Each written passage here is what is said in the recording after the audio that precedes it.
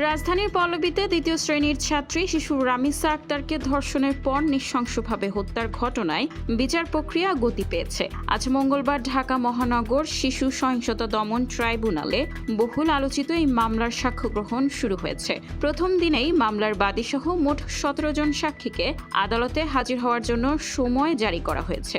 এর ঠিক একদিন আগে সোমবার ট্রাইব্যুনালের বিচারক মাসরুর সালেকিন এই মামলার মূল দুই আসামি সোহেল রানা ও তার স্ত্রী স্বপ্না আক্তারের বিরুদ্ধে অভিযোগ গঠন করে বিচার শুরুর নির্দেশ দেন। শুনানিতে আসামিদের কড়া নিরাপত্তায় আদালতে হাজির করা হয়েছিল।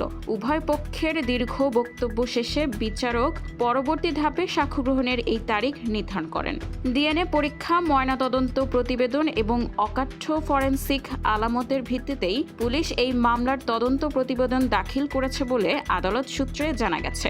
রাষ্ট্রপক্ষের আইনজীবীরা আশা করছেন দ্রুততম সময়ে সাক্ষ্য গ্রহণ ও যুক্তিতর্ক শেষ করে এই নির্মম হত্যাকাণ্ডের সর্বোচ্চ শাস্তি নিশ্চিত করা সম্ভব হবে। অন্যদিকে আসামি পক্ষের আইনজীবীদের দাবি, তদন্ত প্রতিবেদন অতি দ্রুততার সঙ্গে তৈরি করায় এতে কিছু ত্রুটি থাকতে পারে। সব বিতর্ক ছাপিয়ে পল্লবীর এই অবুঝ শিশু হত্যার ন্যায় বিচার কত দ্রুত নিশ্চিত হয় এখন সেটি দেখার বিষয়।